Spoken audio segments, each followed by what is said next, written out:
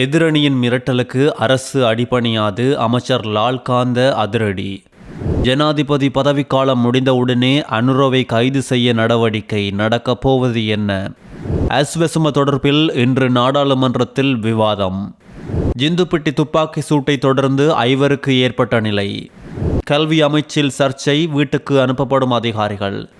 எதிர்க்கட்சிகளின் மிரட்டல் நடிப்புகளுக்கு எங்கள் அரசாங்கம் அடிபணியாது என அமைச்சர் லால்காந்த தெரிவித்துள்ளார். போலியான தகவல்களை கூறிக்கொண்டு ஒரு தரப்பினரால் போராட்டத்தில் ஈடுபடுகின்றமையாலும் இன்னொரு தரப்பினர் சத்தியாகிரக போராட்டத்தில் ஈடுபட்டமையாலும் புதிய கல்விக் கொள்கை நடைமுறைப்படுத்தல் பிற்போடப்படவில்லை என அவர் மேலும் தெரிவித்துள்ளார். நடைமுறையில் வந்த சிக்கல்களுக்கு தீர்வு காண்பதற்காகவே 6ஆம் தரத்திற்கான புதிய பாடத்தொகுதி 2027ஆம் ஆண்டு வரை பிற்போடப்பட்டுள்ளது என்றும் அவர் சுட்டிக்காட்டியுள்ளார். நாட்டில் தற்போதைய பேசுபொருளாக கல்வி சீர்திருத்தம் உள்ளது. எதிர்க்கட்சிகளின் போலியான குற்றச்சாட்டுகளினால் தவறான நிலைப்பாடு மேலோங்கியது.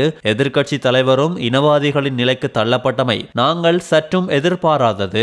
புதிய கல்வி சீர்திருத்தத்துக்கு எதிரான போராட்டத்தில் ஈடுபடுகின்ற நடிப்பு, சத்தியாகிரக போராட்டத்தில் ஈடுபட்ட நடிப்புகளால் இந்த அரசு முடிவுகளை மாற்றாது என அவர் மேலும் தெரிவித்துள்ளார். ஜனாதிபதி அனுரகுமார திசாநாயக்க அண்மையில் யாழ்ப்பாணத்தில் மேடையில் பேசிய பேச்சு இனங்களுக்கிடையில் மதங்களுக்கிடையிலும் குரோதத்தை உண்டாக்கும் வகையில் இருந்துள்ளதாக கூறி அவருக்கு எதிராக நேற்றைய தினம் குற்றப்புலனாய்வு திணைக்களத்தில் முறைப்பாடொன்று பதிவு செய்யப்பட்டுள்ளது. பிவிதுரு ஹெலவுருமைய அமைப்பின் இளைஞர் விவகார செயலாளர் குமார ராஜரத்ன உள்ளிட்ட பிரதிநிதிகள் குழுவினரே இந்த முறைப்பாட்டை பதிவு செய்துள்ளனர். ஜனாதிபதியின் கருத்துக்கள் நாட்டின் ஒற்றுமைக்கு ஆபத்தாக இருப்பதாகவும் இது தொடர்பாக உடனடி விசாரணைகள் முன்னெடுக்கப்பட வேண்டும் என்றும் வலியுறுத்தியுள்ளனர். கடந்த 16ஆம் தேதி ஜனாதிபதி அனுரகுமார திசாநாயக்க மேடையில் பேசிய பேச்சு சமூக வலைதளங்களில் பெரும் சர்ச்சையை ஏற்படுத்தியுள்ளதாக குறித்த முறைப்பாட்டாளர்கள் சுட்டிக்காட்டியுள்ளதோடு அதிலும் வடக்கு மற்றும் தெற்கு மக்களிடையே விரிசலை ஏற்படுத்தும் உள்நோக்கத்தோடு இந்த கருத்துக்கள் முன்வைக்கப்பட்டுள்ளதாக அவர்கள் குற்றம் சாட்டியுள்ளனர். இது தண்டனைக்குரிய குற்றமாகும் என்றும் அவர்கள் தெரிவித்துள்ளனர். புனித பூமிகளை மையப்படுத்தி அவர் வெளியிட்ட கருத்துக்கள் பௌத்த மக்கள் வடக்கு நோக்கி வருவது குரோதத்தை பரப்புவதற்கே என்ற தோரணையில் அமைந்துள்ளது. மத சுதந்திரமும் நாட்டின் எந்த பகுதிக்கும் செல்வதற்கான உரிமையும் உள்ள ஒரு நாட்டில் இத்தகைய கருத்துக்கள் தமிழ் மக்களிடையேயும் சிங்கள மக்கள் மீது தேவையற்ற பகையையும் கொண்டு வரும். தற்போது ஜனாதிபதிக்கு சட்ட விலக்களிப்பு காணப்படுவதால் உடனடியாக அவரை கைது செய்ய முடியாது என்பதை நாங்கள் அறிவோம். ஆனால் அவரது பதவிக்காலம் முடிந்த கையோடு சர்வதேச சிவில் மற்றும் அரசியல் உரிமைகள் உடன்படிக்கை சட்டத்தை மீறியமைக்காக அவருக்கு எதிராக கடுமையான சட்ட நடவடிக்கை எடுக்கப்பட வேண்டும் என்று இவர்கள் முறைப்பாடளித்துள்ளனர். அவரது பதவிக்காலம் நிறைவடைந்ததும் அவரை கைது செய்து நீதிமன்றில் முன்னிலைப்படுத்துவதற்கான பணிகளை இப்போதே ஆரம்பிக்குமாறு கோரிக்கை விடுத்துள்ளோம் என்றும் அதன் தலைவர் தெரிவித்துள்ளார். நலன்புரி நன்மைகள் சட்டத்தின் கீழ் அஸ்வசும நலன்புரி நன்மைகள் வழங்கும் திட்டம் குறித்து விவாதம் இன்று நாடாளுமன்றத்தில் நடைபெறுகின்றது.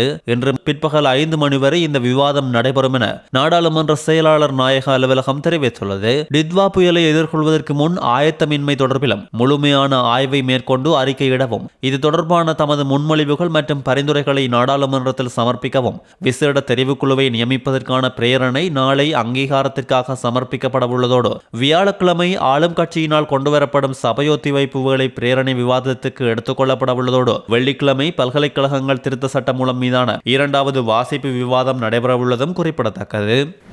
ஜிந்துப்பிட்டியில் நடந்த துப்பாக்கி சூடு சம்பவம் தொடர்பாக 5 சந்தேக நபர்கள் கைது செய்யப்பட்டுள்ளனர். கரையோர போலீஸ் நிலைய அதிகாரிகளால் ஜிந்துப்பிட்டி மற்றும் கொட்டாஞ்சேனை பகுதிகளில் மேற்கொள்ளப்பட்ட விசேட சுற்றிவளைப்பின் போதே இவர்கள் கைது செய்யப்பட்டுள்ளதோடு இவர்களில் ஒருவர் 4 கிராம் 800 மில்லிகிராம் ஹெரோயினுடன் கைது செய்யப்பட்டுள்ளதோடு மேலும் 3 சந்தேக நபர்களும் ஒரு பெண் சந்தேக நபரும் கைது செய்யப்பட்டதாக போலீசார் தெரிவித்துள்ளனர். நேற்று சந்தேக நபர்கள் புதுக்கடை நீதவான் நீதிமன்றத்தில் ஆஜர்படுத்தப்பட்டதோடு அவர்களில் ஒரு சந்தேக நபரை 23ஆம் தேதி வரையும் ஏனைய சந்தேக நபர்கள் எதிர்வரும் 26ஆம் தேதி வரையும் விளக்கமறியலில் வைக்கப்பட்டுள்ளதும் குறிப்பிடத்தக்கது. சட்டவிரோதமாக ஈட்டப்பட்டதாக சந்தேகிக்கப்படும் 28 கோடி ரூபாய் பணம் மற்றும் 2 வாகனங்களோடு சந்தேக நபர் ஒருவர் பண மோசடி தடுப்பு சட்டத்தின் கீழ் கைது செய்யப்பட்டுள்ளார். நேற்று சட்டவிரோத சொத்துக்கள் விசாரணை பிரிவின் அதிகாரிகளின் விசேட சுற்றிவளைப்பின் நேரம் இந்த நபர் கைது செய்யப்பட்டுள்ளதோடு கைது செய்யப்பட்டவர் இப்பாகமுவ பிரதேசத்தை சேர்ந்த 40 வயதுடையவர் என்பதும் குறிப்பிடத்தக்கது. வெளிநாட்டில் மறைந்திருப்பதாக சந்தேகிக்கப்படும் போதைப்பொருள் கடத்தல்காரர் ஒருவரோடு இந்த சந்தேக நபர் தொலைபேசி மூலம் தொடர்புகளை வைத்து அந்த கடத்தல்காரரின் ஆலோசனையின் பேரில் இந்த நாட்டில் உள்ள போதைப்பொருள் கடத்தல்காரர்களிடமிருந்து இந்த பணத்தை சேகரித்துள்ளதாக ஆரம்பகட்ட விசாரணைகளில் தெரிய வந்துள்ளதோடு போதைப்பொருள் கடத்தல் மூலம் ஈட்டப்பட்ட பணத்தினால் குறித்த வாகனங்கள் கொள்வனவு செய்யப்பட்டுள்ளதாகவும் இதுவரையில் மேற்கொள்ளப்பட்ட விசாரணைகளில் தெரிய வந்துள்ளது.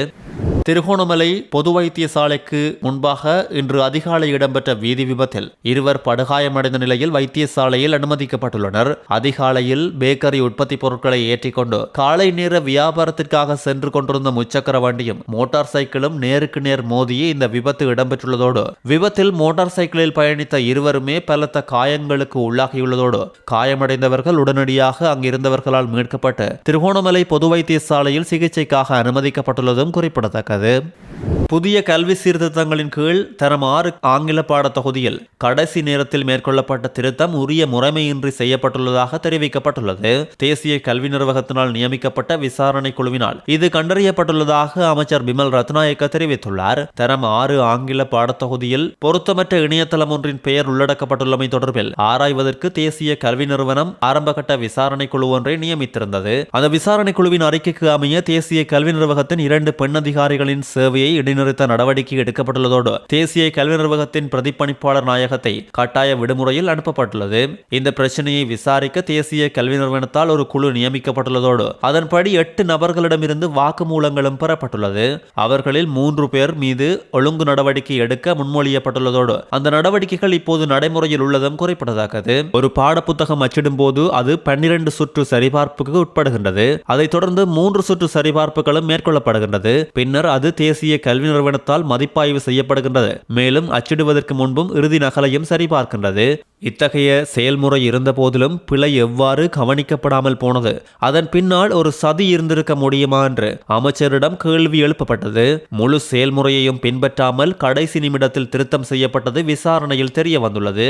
உண்மையான தொகுதியை தயாரிக்கும் போது முழு வழிமுறையும் பின்பற்றப்பட்டாலும் கடைசி நிமிட திருத்தம் அதை கடைபிடிக்கவில்லை. போதுமான தகுதிகள் இல்லாத அதிகாரிகளுக்கு தேசிய கல்வி நிறுவனத்தில் நிரந்தர நியமனங்கள் வழங்குவது தொடர்பான குற்றச்சாட்டுகளுக்கு அமைச்சர் பதிலளித்துள்ளார். குற்றச்சாட்டுகளை நிராகரித்த அமைச்சர் ரத்நாயக்க நிச்சயமாக இல்லை என்றும் நாங்கள் அப்படி எதுவும் செய்யவில்லை.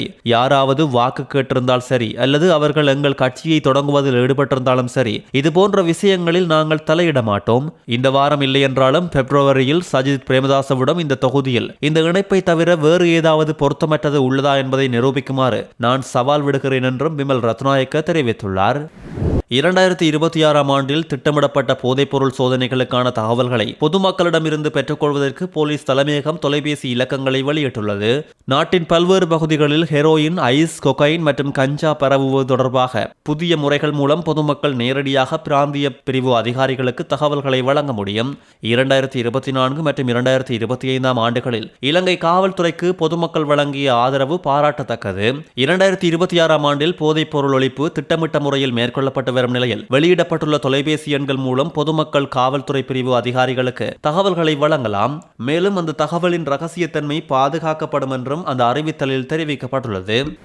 இந்த அரசாங்கம் அரசியலமைப்புக்கு ஏற்ப செயல்படுவது உண்மை என்றால் இந்த ஆண்டு மாகாண சபை தேர்தலை நடத்த வேண்டும். அவ்வாறு இல்லையெனில் அது அரசாங்கத்தின் தொடர்ச்சியான பயணத்துக்கு சிறந்த பாதையல்ல என பாராளுமன்ற உறுப்பினர் ரவி கருணாநாயக்க தெரிவித்துள்ளார். ஐக்கிய தேசிய கட்சி மற்றும் ஐக்கிய மக்கள் சக்திக்கிடையிலான பேச்சுவார்த்தைகள் தொடர்ந்தும் சரியான முறையில் முன்னெடுக்கப்பட்டு வருகின்றதாகவும் வெளிநபர்களின் தலையீடுகள் தவிர்க்கப்பட்டு உரிய நடவடிக்கைகள் முன்னெடுக்கப்பட வேண்டியது அத்தியாவசியம் என்றும் அவர் தெரிவித்துள்ளார். பொருத்தமான நேரத்தில் இந்த இரு கட்சிகளும் உத்தியோகபூர்வமாக இணைந்து பயணிக்கும் மாகாண சபை தேர்தலை இனியும் இந்த அரசாங்கத்தால் காலம் தாழ்த்த முடியாது. உண்மையில் கடந்த 3 மாதங்களுக்கு முன்னரே மாகாண சபை தேர்தல் நடத்தப்பட்டிருக்க வேண்டும். எதற்காக தேர்தல் நடத்தப்படவில்லை என்பது தெரியாது. அந்த சந்தர்ப்பத்தில் தேர்தலுக்கான நிதி இருந்தது. அரசியலமைப்பிற்கு அமைய செயற்படுவதாக கூறிக்கொண்டிருக்கும் இந்த அரசாங்கம் கணக்காய்வாளர் நாயகம் பதவிக்கு பொருத்தமான ஒருவரை பரிந்துரைக்க தவறிவிட்டது. ஜனாதிபதியால் பரிந்துரைக்கப்படும் பெயர் அரசியலமைப்பு பேரவையால் அங்கீகரிக்கப்பட வேண்டும். ஆனால் அவரால் பரிந்துரைக்கப்பட்ட 4 பெயர்கள் அரசியலமைப்பு பேரவையால் நிராகரிக்கப்பட்டுள்ளதாகவும் தெரிவித்துள்ளார்.